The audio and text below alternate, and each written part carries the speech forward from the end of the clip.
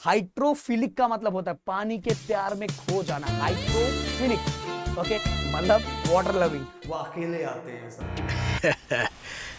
मुन्ना, झुंड में तो सुअर आते हैं।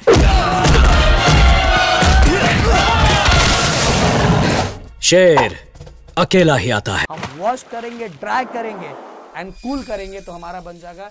सो दोस्तों, मेटलर्जी के बाद आपको कौन सा चैप्टर चाहिए प्लीज कमेंट बॉक्स में पूरे हक के साथ पूरा भर दो गाइस, पूरा भरा हुआ रहना चाहिए, जिससे मुझे लगे यार अपने बच्चों को इस चैप्टर की बहुत ज्यादा मांग है। एंड नेक्स्ट चैप्टर गाइस मैं वो लेके आ जाऊंगा। और बताना चाहूंगा गाइस, ग्रेविटेशन इसके पहले जो मैंने बनाया जिसके नीचे आप लोगों ने मेटलर्जी की मांग की थी, अगर जिन बच्चों ने वो ग्रेविटेशन नहीं देखा मास, तो गाइस प्लीज जाके कमेंट बॉक्स में डिस्क्रिप्शन में मैंने चैप्टर का लिंक दिया हुआ है, प्लीज जाके देखो। एंड दोस्तों, हमने बाकी चैप्टर भी कुछ दिनों पहले ही बनाया हुआ है, सब कुछ बहुत अच्छी तरीके से आके देख के बाकी चैप्टर को भी खत्म कर सकते हैं। Science 1, science 2, algebra, geometry, languages, SST, सब कुछ गाइस जीटी पे सब कुछ मिलेगा। बस भाई आओ कभी यहाँ और अच्छे से पढ़ो मजेदार तरीके से। प्लेलिस्ट जाके चेक करो और डिस्क्रिप्शन में बहुत सारी चीजें मैं डाल देता हूँ। जो चीजें नहीं मिलती प्लीज कमेंट बॉक्स में लिख के मुझे जरूर बताना। एंड गाइस, इस वीडियो का टारगेट लाइक मैं रखता हूँ 2000। प्रदीप सर के लिए इतना पूरा जरूर कर दोगे। एंड गाइस, वीडियो पे 1000 कमेंट गाइस, जो मांग करना है फटाफट फटाफट कर दो कि वो मांग मैं पूरी कर दूं। बताना चाहूंगा कि पिछले कई सालों से बोर्ड एग्जाम में जीटी 10 स्टैंडर्ड 12 स्टैंडर्ड के बच्चों के लिए नेक्स्ट लेवल का सपोर्ट देता है एंड बच्चों की तरफ से भी वही प्यार मिलता है। तो गाइस, एनालिटिकल पे मुझे दिखना चाहिए जो बच्चा, जितने बच्चे विजिट कर रहे हैं, हर बच्चे चैनल को सब्सक्राइब करके जा रहे हैं, जिससे गाइस जीटी के हर टीचर्स के अंदर एक मोटिवेशन आएगा। एंड भाई दिन रात हर साल की तरह इस बार भी हम लोग आप लोगों के लिए पूरी तरह से उतर जाएंगे गाइस। तो मेटलर्जी चलो स्टार्ट करते हैं गाइस। और बताना चाहूंगा गाइस, आज हमारा पंच के बादशाह को शाम को, जिसका लिंक डिस्क्रिप्शन में दिया, पहला लेक्चर है। सो गाइस फटाफट फटाफट जुड़ जाओ, आ जाओ मैदान के अंदर, तैयार हो जाओ गाइस। मेटलर्जी, सबसे पहले guys physical property of metal and non metal ये एग्जाम में पूछा जाता है, तो कुछ पॉइंट्स बस याद रखना है। सबसे पहली बात तो गाइस बता देना चाहूँ, ये वीडियो मैं कम से कम टाइम में खत्म करना चाहता हूं, जिससे गाइस इतना बस आपने देख लिया, आपका एग्जाम में इससे अलावा कुछ नहीं आएगा। पर किसी को बहुत ज्यादा डिटेल में देखना समझना है तो मेरे बहुत सारे वीडियोस पड़े हुए, बट गाइस कोई मतलब नहीं बनता, बस ये वीडियो इनफ है, इनफ टू इनफ है, इससे ज्यादा कुछ देखने की जरूरत नहीं है अगर आप मेरी बात को फॉलो कर रहे हो। तो गाइस मैं बताना चाहूंगा, मेटल जनरली सॉलिड स्टेट में मिलते हैं कुछ केसेस को छोड़ के, non metal generally gases state में मिलते हैं कुछ केसेस को छोड़ के। मेटल के अंदर लश्यर प्रॉपर्टी होती है, नॉन मेटल के अंदर लश्यर प्रॉपर्टी नहीं होती। इसके बाद गाइस, जो मेटल होता है उसके अंदर मेल्टिंग और बॉइलिंग पॉइंट हाई होता है, नॉन मेटल के अंदर लो होता है मेल्टिंग और बॉइलिंग पॉइंट। इसके बाद guys, metal good conductor of heat and electricity होता है, non metal bad conductor of heat and electricity होता है। मेटल के अंदर मेलाबिलिटी और डक्टिलिटी एंड सोनोरिटी प्रॉपर्टी होती है, नॉन मेटल के अंदर ऐसा कुछ नहीं होता भाई, कुछ नहीं होता। इसके बाद गाइस, इलेक्ट्रोपॉजिटिव एलिमेंट के बारे में आपको बताना चाहूंगा कि एलिमेंट का एक ऐसा पार्ट जो अपने इलेक्ट्रॉन को लूज करता है, आप सभी को पता है वो पार्ट कौन सा होता है, मेटल। तो मेटल अपने इलेक्ट्रॉन को लूज करता है, इसीलिए उसके ऊपर पॉजिटिव साइन आ जाता है, इसीलिए उसको बोला जाता है इलेक्ट्रोपॉजिटिव एलिमेंट्स। अब मुझे ये बताओ कि इलेक्ट्रोनेगेटिव एलिमेंट किसको कहा जाएगा, और उसका एक एग्जांपल जरूर लिखना। रिएक्टिविटी सीरीज ऑफ मेटल किसको कहा जाता है गाइस, मेटल को इंक्रीजिंग या डिक्रीजिंग ऑर्डर में उसके रिएक्शन को देख के अरेंज करने के प्रोसेस को ही हम क्या कहते हैं, reactivity series of metal. Total metal को 3 पार्ट में डिवाइड किया गया on the basis of reaction. एक हाईली रिएक्टिव मेटल होते हैं, मॉडरेट रिएक्टिव मेटल होते हैं और लेस रिएक्टिव मेटल होते हैं। तो गाइस ये याद रखना। और साथ में गाइस आपके बुक के अंदर ये जो फोटो दिया है, मैं बताना चाहूंगा प्लीज गाइस बुक भी खोल के रखो, क्योंकि इसके अंदर मैंने बहुत पाउडर लगा दिया है, इसलिए बहुत ज्यादा गोरे दिख रहे हैं लोग, तो ये कभी कभार एग्जाम में पूछा जाता है। इसके बाद गाइस आयोनिक कंपाउंड की प्रॉपर्टी पूछी जाती है, ये भी ध्यान से सुन लो गाइस। ऐसा कंपाउंड जो प्लस और माइनस को लेके बना हुआ है, इसको बोलते हैं आयोनिक कंपाउंड। मतलब कैटायन और एनायन को मिला के अगर कोई कंपाउंड बनता है उसको बोलते हैं आयोनिक कंपाउंड। और आयोनिक कंपाउंड के अंदर गाइस मैं बताना चाहूंगा, प्लस और माइनस, +5 -5, +5 -5 को मिला देंगे तो 0 होता है। उसी तरह से आयोनिक कंपाउंड भी इलेक्ट्रिकली न्यूट्रल होता है गाइस, और जो आयोनिक कंपाउंड होता है वो क्रिस्टलाइन इन नेचर होता है, और साथ में उसका एक प्रॉपर शेप होता है एंड स्मूथ होता है। इसके साथ ही गाइस कुछ चीजें और मैं बताना चाहूंगा कि जितने भी आयोनिक कंपाउंड होते हैं सबके अंदर अलग अलग स्ट्रक्चर होता है, इसीलिए अलग अलग जो आयन का अरेंजमेंट होता है वो अलग अलग होता है, इसीलिए अलग अलग शेप और साइज में हमें आयोनिक कंपाउंड मिलते हैं गाइस। अब बोलोगे सर अगर मैं आपको बताऊंगा कि आयोनिक कंपाउंड बहुत स्ट्रॉन्गर होते हैं कंपेयर टू अनदर बॉन्ड जो होते हैं, जैसे कोवेलेंट बॉन्ड हो गए, कोवेलेंट कंपाउंड हो गए, वो इतने स्ट्रांग नहीं होते जितने आयोनिक कंपाउंड होते हैं। ऐसा क्यों सर? अरे भाई वही बात है ना, प्लस और माइनस वाला, प्लस माइनस जब दोनों का मिलन होता है तो ये बॉन्ड बहुत स्ट्रांग होता है। समझदार को इशारा काफी होता है। समझ समझ कर समझ को समझो, समझ समझ में मेरी समझ है, समझ समझ कर जो ना समझा मेरी समझ में वो ना समझे। बोलो वाह वाह। So guys positive and negative, positive and negative charge जब एक दूसरे से मिलते हैं तो गाइस इसीलिए ये जो होता है कंपाउंड बहुत ज्यादा स्ट्रॉन्गर होता है, इसीलिए इसका मेल्टिंग और बॉइलिंग पॉइंट भी बहुत ज्यादा क्या होता है, हाई होता है गाइस। इतनी सब चीजें मैंने बता दी और साथ में ये हार्ड और ब्रिटल भी होता है, यही चीजें फिर से लिखिए। अब मेटलर्जी का मतलब क्या होता है गाइस? मेटल को एक्सट्रैक्ट करना ओर में से और साथ में उसको प्यूरिफाई करना खुद के यूज के लिए, इसी को हम मेटलर्जी कहते हैं। Extraction of metal from their ore and their purification for the use is called metallurgy. Extract करना किसमें से, खुद से क्वेश्चन पूछो, ओर से, साथ में उसको प्यूरिफाई करना खुद के यूजेस के लिए, इसी को हम क्या बोलते हैं? मेटलर्जी कहते हैं। प्यूरिफाई करना और एक्सट्रैक्ट करना, इसी को मेटलर्जी कहते हैं। जनरली गाइस मेटल जो होते हैं टोटल दो स्टेज में मिलते हैं, एक फ्री स्टेट, दूसरा कंबाइंड स्टेट। फ्री स्टेट क्या होता है सर? क्या फ्री में मिलता है? नहीं भाई, फ्री स्टेट मतलब कि वो झुंड में नहीं आते, वो अकेले आते हैं सर। मुन्ना, झुंड में तो सुअर आते हैं। शेर अकेला ही आता है। झुंड में नहीं, अकेले आते हैं। सो गाइस मैं बताना चाहूंगा फ्री स्टेट, सिल्वर, गोल्ड और प्लैटिनम ये फ्री स्टेट में मिलते हैं, ये झुंड में नहीं आते, मतलब बहुत सारे मिलके अलग अलग नहीं आते। कंबाइन स्टेट जो बहुत सारे एलिमेंट एक साथ कंबाइन होते हैं, जैसे एग्जांपल ऑक्साइड हो गया, कार्बोनेट हो गया, CO3 कार्बन, कार्बन भी होता है, ऑक्सीजन भी होता है, तो कंबाइन स्टेट में होते हैं। देन सल्फाइड हो गया, नाइट्रेट हो गया, ओके, नाइट्रोजन भी होता है और हाइड्रोजन भी होता है, तो ये सब कंबाइन स्टेट में पाए जाते हैं। बट सिल्वर ऑनली सिल्वर ही होता है, गोल्ड, प्लैटिनम ये पता चलता है कि हाँ सिल्वर ये कहीं मिक्सिंग नहीं, उसको सेपरेट नहीं करना पड़ता। जैसे एग्जांपल में बताना चाहूंगा, एल्यूमिनियम जो आपके बुक के अंदर है, एल्यूमिनियम डायरेक्ट नहीं मिलता है, पहले दादाजी मिलते हैं। दादाजी मतलब कौन? ओर मतलब बॉक्साइड, पहले बॉक्साइड मिलता है, बॉक्साइड को हम पहले स्टेट में गेंज को, कचरों को अलग करते हैं, कचरों को अलग करके हमें एल्यूमिना मिलता है और एल्यूमिना के बाद एल्यूमिनियम मिलता है। तो मेरे अकॉर्डिंग मैं ऐसा बोलता हूं, पहले दादाजी मतलब ओर कौन है? बॉक्साइड, इसके बाद पापा जी आते हैं, पापा जी मतलब कौन? एल्यूमिना, मतलब कचरों को अलग कर दिया। एल्यूमिना के बाद बेटे का जन्म होता है, बोलो तालियां बजाओ भाई, बेटा आ गया, मतलब एल्यूमिनियम। तो गाइस ये इसीलिए एल्यूमिनियम फ्री स्टेट में नहीं मिलता, कंबाइन स्टेट में मिलता है। अपने साथ बहुत सारी चीजें लेके आता है, झुंड में आता है, झुंड में आता है कौन? हमारा एल्यूमिनियम का ओर, जिसको क्या बोलते हैं? बॉक्साइड। ओके, अब चलते हैं कुछ डेफिनेशन। मिनरल्स का मतलब क्या होता है गाइस? जो बहुत सारे कंपाउंड ऑफ मेटल जो इंप्यूरिटीज के साथ नेचर में मिलते हैं उसको बोलते हैं मिनरल्स। और गाइस मेटल को हम लोग सेपरेट करते इकोनॉमिकली, खुद के फायदे के लिए जो सेपरेट किया जाता है, अलग किया जाता है, उसको ही हम ओर कहते हैं प्रॉफिट के लिए। गेंज का सिंपल सा मीनिंग बता देना चाहता हूं, मेटल के साथ जो इंप्यूरिटीज मिलती है उसी को गेंज कहते हैं। जैसे कौन कौन सा सॉइल हो गया, सैंड हो गया, रॉकी सब्सटेंस हो गए, ये सभी गेंज होता है।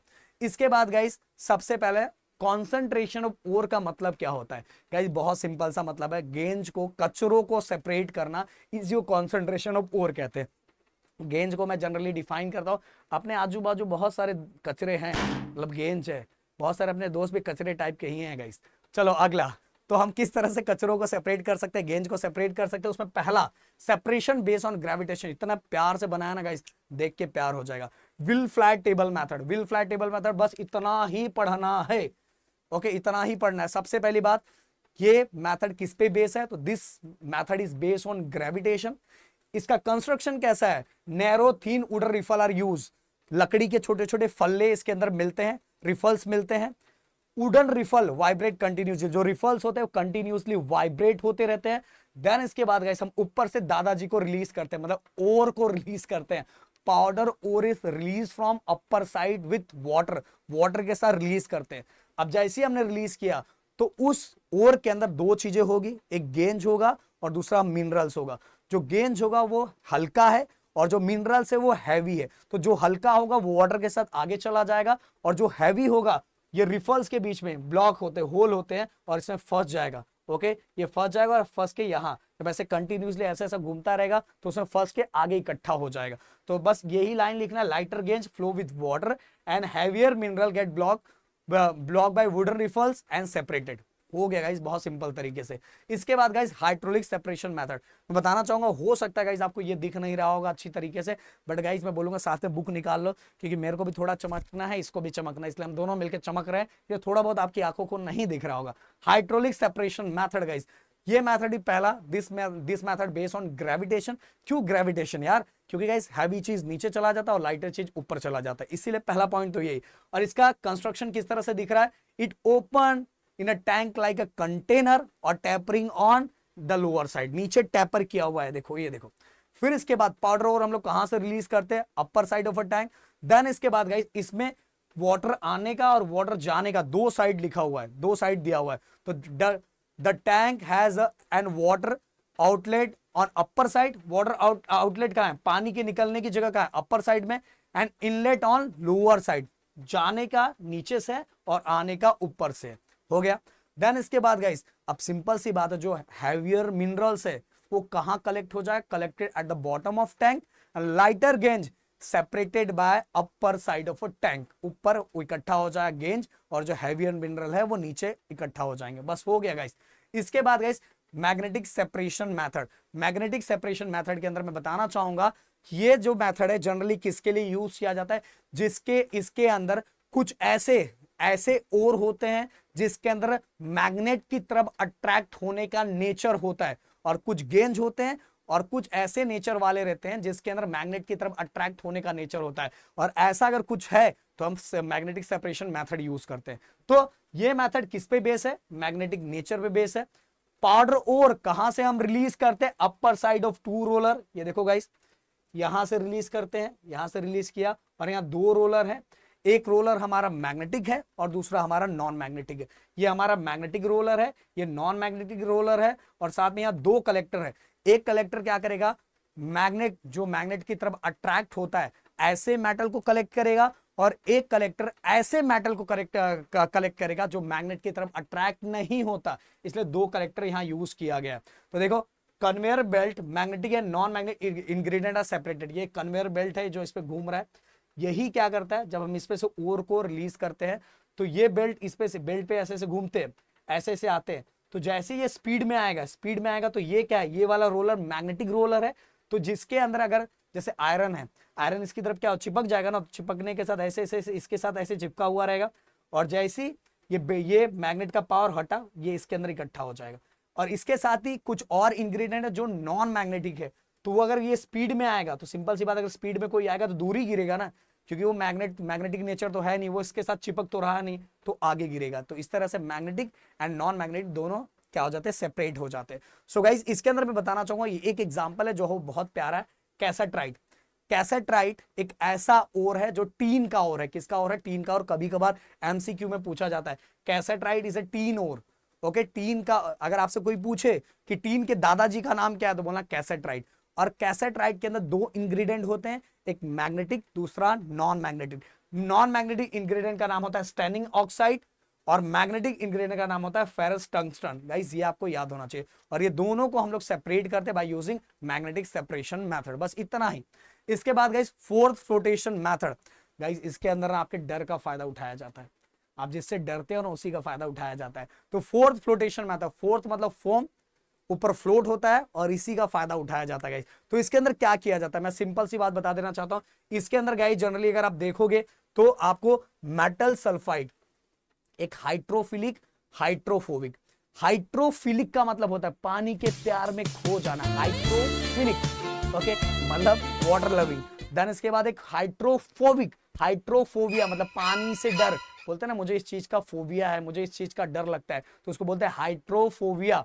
ओके, मतलब पानी से डर लगना। तो फोबिया मतलब किसी चीज का डर लगना।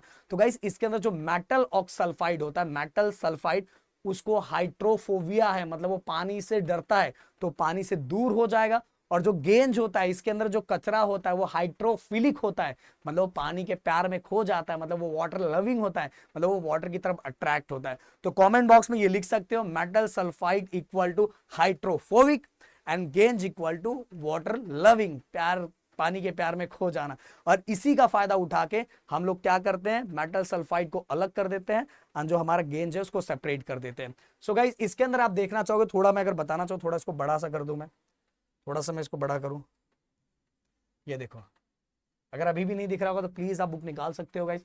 आपको ये टैंक दिखाई दे रहा है, ये हमारा एगिटेटर है, यहां से हम एयर का सप्लाई करते हैं और साथ में हम लोग इसके अंदर वाटर डालते हैं, साथ में फाइन ऑयल डालते हैं, मतलब यूकलिप्टस ऑयल भी डालते हैं। यूकलिप्टस ऑयल क्यों डालते हैं, जैसी एगिटेटर है ऐसा मिक्स करने के लिए, ऐसे ऐसे हम लोग एगिटेटर को जब हम घुमाएंगे घुमाएंगे तो घुमाने के बाद क्या होगा कि अंदर फोम बनेगा, झाग बनेगा, और झाग और ऑयल ऊपर इकट्ठा हो जाएगा। क्योंकि गाइस आप सभी को पता है जो ऑयल होता है उसकी डेंसिटी लो होती है कंपेयर टू वाटर, तो ऑयल ऊपर हो जाएगा एंड वाटर नीचे हो जाएगा। तो अभी ऑयल ऊपर हो गया, वाटर नीचे हो गया।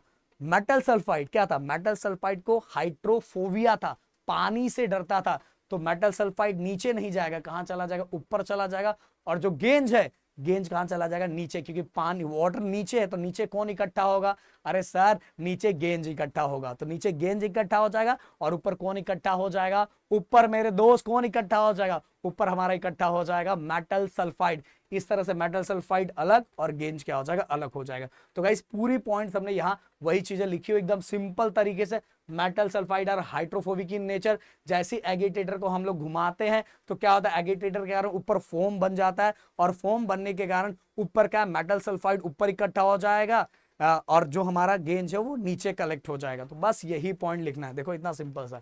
इसके बाद गाइस लीचिंग, लीचिंग गाइस बहुत सिंपल है। लीचिंग में क्या होता है पता है, ओर को हम लोग सर्टन सॉल्यूशन के अंदर, एक सर्टन सॉल्यूशन के अंदर लॉन्ग टाइम के लिए रखते हैं, और जो टेम्परेचर होता है वो भी हाई रखते हैं, प्रेशर भी हाई रखते हैं, जिसके कारण क्या होता है कि जैसे मैंने ओर उस सॉल्यूशन के अंदर डाला तो जो गेंज होता है उस सॉल्यूशन के अंदर डिसॉल्व नहीं होता, ऊपर फ्लोट होता रहता है, सॉल्यूशन के ऊपर फ्लोट होता रहता है। तो इजीली हम क्या करते हैं, फिल्ट्रेशन प्रोसेस का यूज करके उस गेंज को हम लोग क्या करते हैं, सेपरेट कर लेते हैं, और अंदर हमारा क्या बच जाता है, वो बाकी मिनरल्स हमारे अंदर बच जाते हैं और गेंज क्या हो जाता है, सेपरेट हो जाता है। जैसे एग्जाम्पल में बताना चाहूंगा कि एल्यूमिनियम में भी पहला स्टेप, एल्यूमिनियम को एक्सट्रैक्ट करने का जो पहला प्रोसेस है वो लीचिंग है।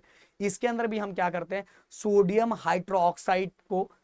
हाइड्रोक्साइड के अंदर ओर को डाल के रखते हैं। ओर मतलब एल्यूमिनियम का ओर कौन सा था, बॉक्साइड, बॉक्साइड को डाल के रखते हैं कुछ घंटे के लिए, जिसके कारण क्या होता है, गेंज उसमें से अलग हो जाता है और बाकी चीजें हमें उसके अंदर मिलती है, क्योंकि गेंज डिसॉल्व नहीं होता, गेंज डिसॉल्व नहीं, तो गेंज को हम इजीली क्या कर लेते, सेपरेट कर लेते थे। तो लॉन्ग टाइम तक किसी भी सॉल्यूशन के अंदर ओर को रखने के प्रोसेस को ही हम क्या कहते हैं, लीचिंग कहते हैं। ओके, अब एक्सट्रैक्शन ऑफ एल्यूमिनियम, ये बहुत डेंजर लग रहा है, चलो आ जाओ सिंपल, बस इतने ही पॉइंट्स याद रखना है। सबसे पहले एल्यूमिनियम रिएक्टिव मेटल, जो एल्यूमिनियम है बहुत ज्यादा रिएक्टिव मेटल है, इसीलिए गाइस जो फ्री स्टेट में नहीं मिलता, वो झुंड में आता है। और एल्यूमिनियम के दादाजी का नाम क्या है, अरे सर बॉक्साइड नाम है, अभी आपने बताया। अगर मैं उसके फॉर्मूले की बात करूं तो Al2O3 होता है, यहाँ 3 लिखा नहीं है, मैं 3 लिख देता हूं, आपको बता देना चाहिए। क्या हो गया भाई, नजर लग गई, ओके एक मिनट, हाँ चलो काम नहीं कर रहा है मैं तब तक ये, तो Al2O3 है गाइस, याद रखो, यहाँ 3 लिखा नहीं है, वहां देखो वहां है Al2O3, अच्छा ये है Al2O3, हाँ इसको कलर को चेंज करो, ये 3 Al2O3.NH2O, ये याद रखना। तो जो गाइस ये Al2O3 मतलब एल्यूमिनियम के दादाजी, मैंने बताया एल्यूमिनियम के दादाजी मतलब ओर का नाम है बॉक्साइड। सबसे पहले गेंज को सेपरेट करके हम लोग बनाएंगे एल्यूमिना, एल्यूमिना के बाद एक और प्रोसेस है हमारा, ओके, उससे हम लोग बनाएंगे एल्यूमिनियम। ध्यान देना, इसके अंदर गाइस 2 टाइप के प्रोसेस हैं जिससे हम लोग गेंज को अलग करते हैं, सेपरेट करते हैं। एक हमारा बेयर प्रोसेस और दूसरा हॉल प्रोसेस, दोनों बताऊंगा, एकदम ध्यान से सुना पॉइंट वाइज। तो सबसे पहले जो बॉक्साइड है दादाजी, उसके अंदर 30 to 70%, 30 देखो इसके अंदर बहुत ज्यादा मक्खी उड़ रहा है, 30 to 70% हमारा एल्यूमिना होता है, मतलब पापा, दादाजी कौन है बॉक्साइड, पापा कौन है एल्यूमिना, और बेटा कौन है एल्यूमिनियम मतलब Al। तो 30 to 70% एल्यूमिना होता है और बाकी सब क्या होता है, गेंज होता है। गेंज के अंदर क्या क्या होता है, सैंड होता है, सिलिका होता है और आयरन ऑक्साइड होता है। ओके, ये गेंज के अंदर होता है। तो पहला स्टेप एल्यूमिनियम को एक्सट्रैक्ट करने का पहला स्टेप जो है कॉन्सेंट्रेशन ऑफ बॉक्साइड और, कॉन्सेंट्रेशन ऑफ बॉक्साइड और मतलब बॉक्साइड में से गेंज को सेपरेट करने का पहला प्रोसेस। तो गाइस पहला हम लोग क्या करते हैं, मैंने अभी बताया, सबसे पहले हम लीचिंग प्रोसेस करते हैं। लीचिंग प्रोसेस करना मतलब हम लोग ओर को एक सर्टेन सॉल्यूशन के अंदर लॉन्ग टाइम के लिए रखते हैं। तो देखो गाइस, ये हमारा बॉक्साइड और bauxite ore is dissolved into a sodium hydroxide at 140 to 150 degree Celsius under high pressure for 2 to 8 hour. मतलब बॉक्साइट ओर को हम किसके अंदर डिसॉल्व करते हैं? सोडियम हाइड्रोक्साइड के अंदर। कितने घंटे के लिए, कितने टेम्परेचर देते हैं? 140 टू 150 डिग्री सेल्सियस। प्रेशर बहुत ज्यादा हाई रखते हैं और कितने घंटे के लिए? 2 to 8 hour to form a sodium aluminate. भाई ये एकदम सिंपल सा मैंने बता दिया। और सोडियम एल्यूमिनेट को हम लोग क्या, जो ये देखो NaAl2 बना, मैंने बोला रिएक्शन की प्रैक्टिस आपको करनी तो करनी ही पड़ेगी। This sodium aluminate dissolve into a water के अंदर डिसॉल्व करते हैं and cooled up to 50 degree Celsius. देखो 140 टू 150 डिग्री सेल्सियस था ना, तो उसको कूल करना कितना? 50 डिग्री सेल्सियस।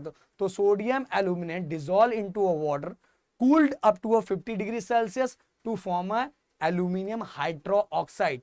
क्या बना? Aluminium hydroxide. और ये एल्यूमिनियम हाइड्रोक्साइड को हम वॉश करेंगे, ड्राई करेंगे एंड कूल करेंगे, तो हमारा बन जाएगा ये वाला Al2O3, मतलब एल्यूमिना, टू फॉर्म एल्यूमिना। तो हमें एक्सट्रैक्शन पहला वाला कॉन्सेंट्रेशन ऑफ बॉक्साइड ओर में बस ये एल्यूमिना ही बनाना है। ओके, इसको हम लोग क्या करेंगे? वॉश करेंगे, ड्राई करेंगे, कूल करेंगे और हमारा बन जाएगा एल्यूमिना, जिसका फॉर्मूला था Al2O3। सर पर ये कौन सा प्रोसेस है? सर आपने बोला दो प्रोसेस है, बेयर प्रोसेस और होल प्रोसेस। तो गाइस जो मैंने अभी बताया, जिसके अंदर हमने सोडियम हाइड्रोक्साइड यूज किया, ये हमारा बेयर प्रोसेस है। बस ये सोडियम हाइड्रोक्साइड को रिप्लेस करके हम अगर सल्फ्यूरिक एसिड यूज कर लेते हैं, सॉरी सोडियम बाइकार्बोनेट यूज कर लेते हैं, सल्फ्यूरिक एसिड बोल रहा हूं मैं, सोडियम बाइकार्बोनेट यूज कर लेते हैं। अगर आपको दिख रहा होगा, नहीं दिख रहा होगा तो प्लीज गाइस बुक ही निकाल सकते हो। देखो फिर से, देखो वैसा ही है।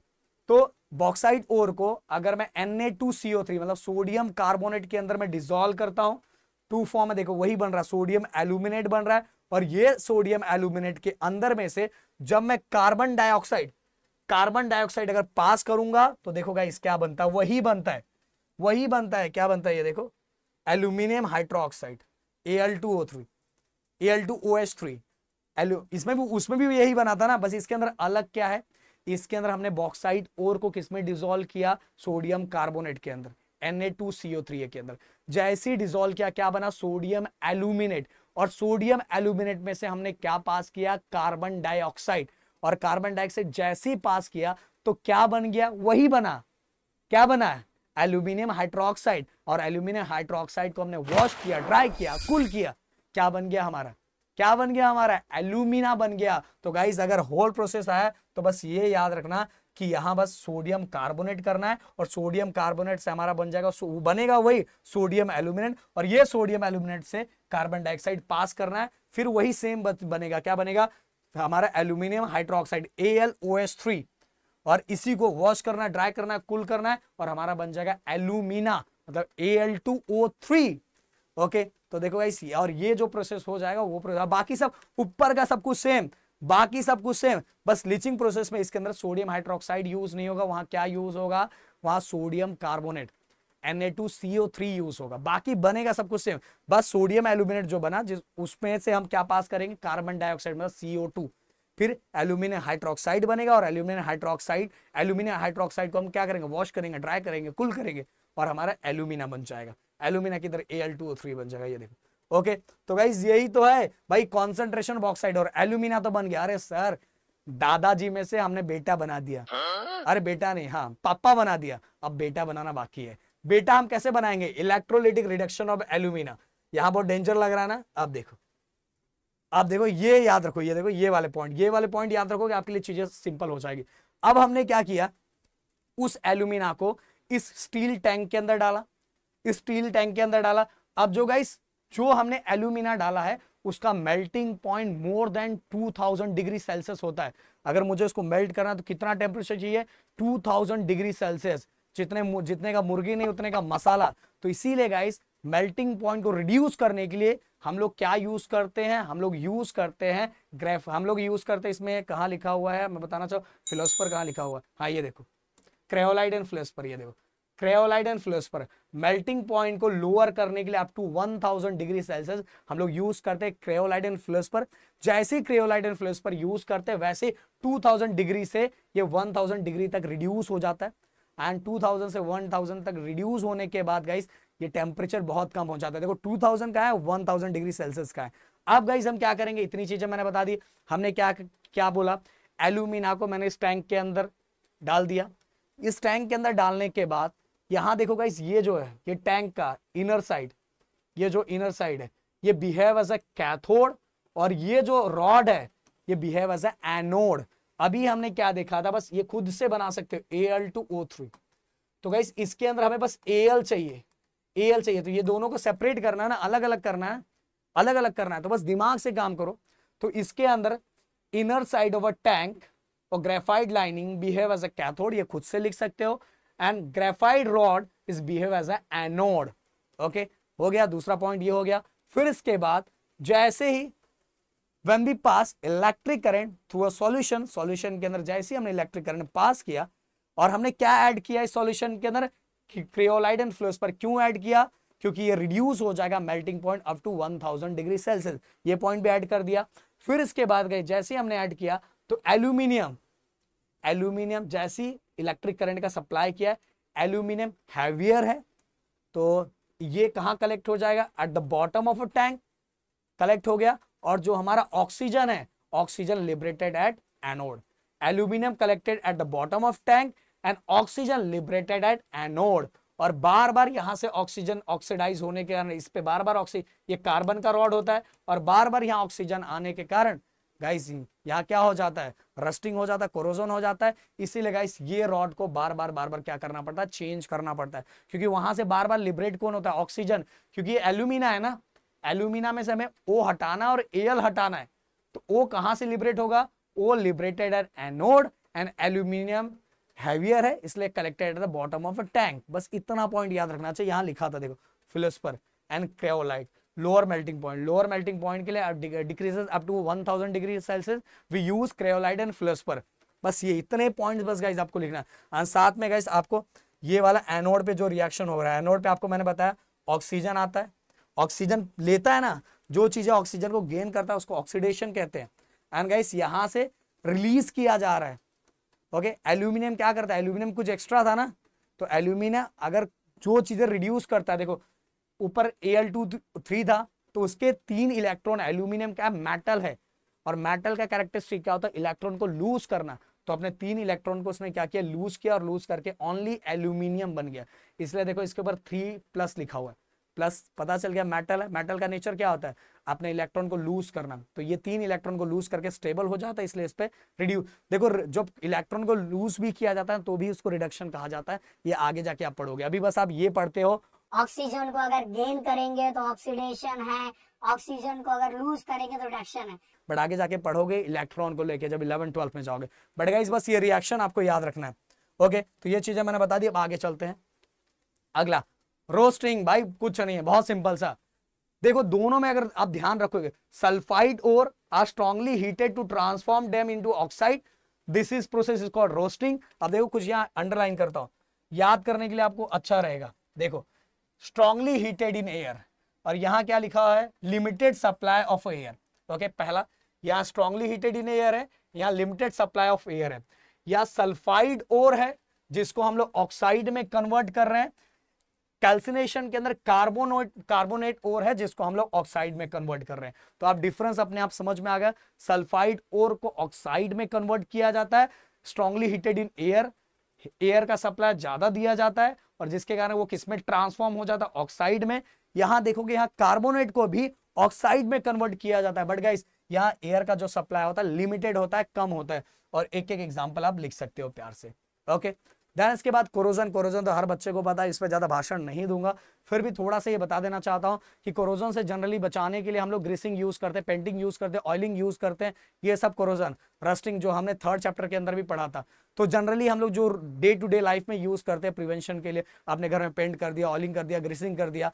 बट गाइस और बहुत सारे मेथड यूज किया जाता है, गैल्वेनाइजिंग, बहुत सारे बच्चे इसको रट्टा मारते हैं। देखो यहाँ पॉइंट्स लिखा हुआ है, थीन लेयर ऑफ जिंक, अगर आयरन और स्टील पे जिंक का थीन लेयर अगर चढ़ा दिया जाएगा, मान लो ये आयरन है, आयरन अगर डायरेक्ट ऑक्सीजन के कांटेक्ट में आएगा तो ऑक्सीडाइज हो जाएगा, और जो चीज ऑक्सीडाइज होती है कोरोजन वही होता है। इसलिए कोरोजन से बचाने, ऑक्सीजन से बचाने के लिए, ऑक्सीजन से डायरेक्ट बचाने के लिए हम इस आयरन पे, इस लोहे के ऊपर हम लोग एक जिंक की लेयर चढ़ा देंगे। तो अगर ऑक्सीजन आएगा तो भाई पहले से मेरे से लड़ना पड़ेगा, पहले मेरे से लड़ना पड़ेगा। मैं कौन हूं? जिंक हूं। जब मेरे लाश पे से गुजरना पड़ेगा तेरे को, पहले मेरे लाश पे से गुजर, फिर इसके बाद मेरे भाई से मिल। भाई से मतलब कौन? आयरन। तो उसके ऊपर किसका लेयर चढ़ाया जाता है? Thin layer of zinc. किसके ऊपर? आयरन और स्टील। और इसी को हम गैल्वेनाइजिंग कहते हैं। बट गाइस आप देखोगे बहुत कुछ ही महीनों के बाद ये क्या होता है, जो जिंक का लेयर हट जाता है और आयरन और स्टील डायरेक्ट ऑक्सीजन के कांटेक्ट में आ जाते हैं, और ऑक्सीजन के कांटेक्ट में आ जाए कोरोजन हो जाता है। जैसे आपने पीन देखा होगा, पीन के ऊपर जिंक का लेयर चढ़ाया जाता है, बट कुछ दिनों के बाद रेनी सीजन में जनरली आप देखोगे कि वो लेयर निकल जाता है, और लेयर निकल के बाद आयरन और स्टील डायरेक्ट कांटेक्ट में आ जाते हैं। किसके कांटेक्ट में? ऑक्सीजन के कांटेक्ट में। और आयरन में आप कोरोजन देखोगे। टिनिंग के नाम से पता चल रहा है। हम लोग क्या करते हैं? टीन को पिघला के किसके ऊपर? मेटल के ऊपर डिपॉजिट कर देते हैं। मेटल के ऊपर थीन लेयर टीन को डिपॉजिट करना। और जनरली गाइस अगर मैं बताना चाहूँ, कॉपर और ब्रास, ये मेटल की बात कर रहे हैं, कॉपर वेसल्स और ब्रास वेसल्स जो होते हैं उनके ऊपर हम टीन के लेयर को क्या करते हैं? डिपॉजिट कर। ये हमारा कॉपर और वेसल, कॉपर और ब्रास का वेसल्स, बर्तन उसके, और उसके ऊपर हमने किसका लेयर चढ़ा दिया? टीन का लेयर चढ़ा दिया। इसी को हम टिनिंग कहते हैं। इसके बाद एनोडाइजिंग। एनोडाइजिंग बहुत सिंपल है, इस नाम में ही काम छिपा हुआ है। अभी अभी आपको मैंने बताया था कि ऑक्सीजन कहां से लिबरेट हो रहा है। अरे सर ऑक्सीजन आपने बताया था रॉड एनोड रहता है, ग्रेफाइट लाइनिंग कैथोड होता है। तो जो एनोड वाला रॉड होता है वहां से ऑक्सीजन लिबरेट होता रहता है। तो सेम गाइस, इसमें ना दुश्मन को ही दोस्त बना लिया। अगर आपको जिस चीज से डर लग रहा है उसी को अपना प्यार बना लो ना यार, तो डर अपने आप खत्म हो जाएगा। क्या बात है सर, क्या बात है सर, क्या बात, ये बात है। अरे सर क्या बात है। यहाँ वही काम किया जाता है। क्या किया जाता है पता है? देखो गाइस, आपको एनोड उसको पूरा स्प्लिट करोगे ना तो उसके नाम से ही आपको याद हो जाएगा। एनोड। तो एनोड पे हमें जिसको बचाना है, जैसे एग्जांपल एल्यूमिनियम को बचाना है, तो हम लोग उसको ऑक्सीडाइज कर देते हैं। क्या करते हैं? मान लो ये देखो, ये वाला कैथोड वाला पार्ट, अब हमें जिसको बचाना है उसको हमने यहां लटका दिया, और ये हमारा हो गया, सॉरी ये हमारा कैथोड वाला पार्ट और ये एनोड वाला पार्ट। अब जैसे इसके अंदर रिएक्शन होता है, रिएक्शन होने के बाद जो ऑक्सीजन होता है वो कहां से लिबरेट होता है? एनोड पे से लिबरेट होता है। पर एनोड पे मैंने क्या लगा के रखा है? एनोड पे मैंने एल्यूमिनियम को ही लगा के रखा हुआ है। तो जो ऑक्सीजन होता है वो कहां से लिबरेट होगा? Oxygen is liberated at aluminium, it convert into aluminium oxide. और जब वो एल्यूमिनियम ऑक्साइड के अंदर कन्वर्ट हो गया, तो भाई अगर जिस चीज से आप देखो, प्लस के प्लस प्लस थोड़ी जाएगा, प्लस से प्लस दूर भागता है, माइनस के पास माइनस थोड़ी जाता है, दूर जाता है ना। तो एल्यूमिनियम के ऊपर मैंने ऑक्सीजन पहले से ही लगा के रखा है, तो ऑक्सीजन क्या आएगा? समझ में आ रहा है? तो ऑक्सीडाइज प्रोसेस के अंदर यही होता है कि जिसको मुझे प्रोटेक्शन देना है ऑक्सीजन से, उसके ऊपर ऑक्सीजन का लेयर ही चढ़ा दो। ऑक्सीजन का लेयर चढ़ा दो by using electric current. Okay, electrolysis process का, इलेक्ट्रोलिसिस प्रोसेस मतलब इलेक्ट्रिक करंट का यूज करके रिएक्शन सॉल्यूशन के अंदर डाल के उसके अंदर से ऑक्सीजन रिलीज होता है। और ये ऑक्सीजन कहां से रिलीज होता है? At anode. एनोड पे कौन है? Aluminium, and then aluminium convert into aluminium oxide. इसीलिए और वो प्रोटेक्शन उसको मिल जाता है, क्योंकि ऑक्सीजन, अब ऑक्सीजन का लेयर ही चढ़ा दिया ना तो ऑक्सीजन से बच ही जाएगा। इसीलिए गाइस ये वाला प्रोसेस एनोडाइजिंग एनोड नाम से समझ लो, और बहुत अच्छी तरीके से मैंने यहाँ लिखा हुआ है। इलेक्ट्रोप्लेटिंग देखो guys, less reactive is plated with more reactive metal. Less reactive, जो ज्यादा रिएक्टिव होता है, less reactive metal is coated on more reactive metal. अब मान लो ये वाला जो है ज्यादा रिएक्टिव है, अगर मैं जैसी रखूंगा वैसी ऑक्सीजन के साथ रिएक्ट हो जाएगा। तो अगर मैं इसके ऊपर लेस रिएक्टिव का लेयर चढ़ा दूं, अब ये बच गया, इसने रेनकोट पहन लिया। भाई पहले किससे लड़ना पड़ेगा? भाई से लड़ना पड़ेगा, भाई से। मान लो पीछे एक सरफेस है जो मोर रिएक्टिव है, मैंने उसको छुपा लिया, मैं लेस रिएक्टिव, जल्दी नहीं मिलता हूं, पहले मेरे से मिलना पड़ेगा फिर उससे मिल। तो अगर ऑक्सीजन आएगा तो पहले मेरे से मिलना पड़ेगा ना, तो मैं लेस रिएक्टिव, जल्दी रिएक्ट नहीं हो रहा, पीछे मोर रिएक्टिव। तो less reactive metal is plated on more reactive metal by electrolysis. Electric current का यूज करके लेस रिएक्टिव मेटल को मोर रिएक्टिव मेटल के ऊपर प्लेटेड किया जाता है। जैसे आपने गोल्ड प्लेटेड ऑर्नामेंट का नाम सुना होगा भाई, अपनी जिंदगी में तो वही है भाई, पानी चढ़ाया हुआ गहना ही हम देते हैं सबको गिफ्ट में। भाई जिसके पास मैंने जिसको गिफ्ट दिया ना, समझ लेना वो प्लेटेड ही है, समझ में आया।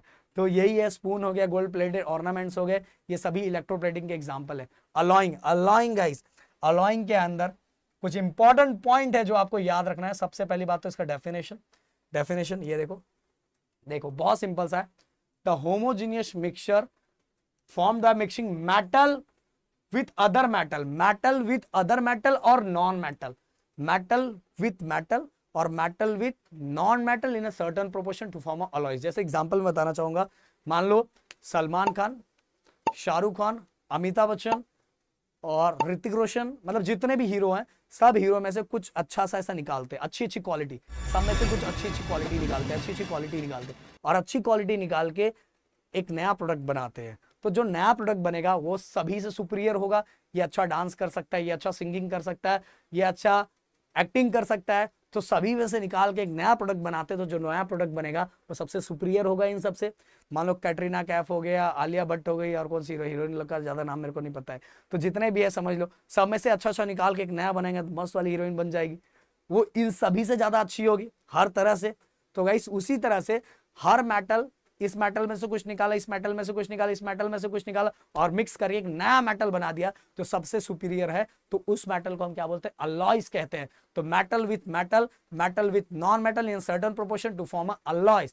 जैसे एग्जाम में एमसीक्यू में पूछा जाता है या 1 मार्क्स के क्वेश्चन में पूछा जाता है कि गाइस ये ब्रोंज के बारे में, ब्रोंज भी एक अलॉय होता है। जनरली आपने ओलंपिक में ये नाम सुना होगा। इसके अंदर 90% ऑफ कॉपर होता है और 10% ऑफ टीन होता है। इसके बाद गाइस अगर मैं जनरली आप देखो ब्रोंज को सन और रेन का उसके ऊपर कोई इफेक्ट नहीं होता, क्योंकि भाई वो अलॉय है ना। इसके बाद अगला मैं थोड़ा और ऊपर आ जाऊं, स्टेनलेस स्टील मतलब एसएस, स्टेनलेस स्टील के बारे में भी एग्जाम में पूछा जाता है, जिसके अंदर गाइस मैं बताऊंगा 74% ऑफ आयरन होता है, 18% ऑफ क्रोमियम होता है और 8% ऑफ कार्बन होता है। ओके, तो गाइस बहुत सारे अलॉयज बन रहे हैं, पर ये जो आपकी बुक में दिया है ये आपको पढ़ के रखना है, क्योंकि गाइस ये बहुत इंपॉर्टेंट है। तो मेरे ख्याल से सेशन में मैंने हर पार्ट बहुत बेहतरीन मजेदार तरीके से बहुत कम टाइम में ट्राई किया कि इसको खत्म करूं। इसके अलावा गाइस रिएक्शन तो एग्जाम में उतना है, पर फिर इससे रिलेटेड एक और छोटा सा वीडियो में बनाऊंगा जिसके अंदर रिएक्शन को मैं कवर करूंगा। वो रिएक्शन बस 5 मिनट 2 मिनट का वीडियो होगा, बस 2 ही 3 रिएक्शन 4 रिएक्शन इसके अंदर इंपॉर्टेंट है, बस वो कर लोगे। वो भी कभी कभार नहीं आता, लगभग मैंने सब कुछ कंप्लीट किया हुआ है। ओके, तो मेरे ख्याल से वीडियो बहुत अच्छा लगा होगा। मिलते हैं नेक्स्ट वीडियो में। थैंक यू सो मच, जय हिंद एंड जय महाराष्ट्र दोस्तों।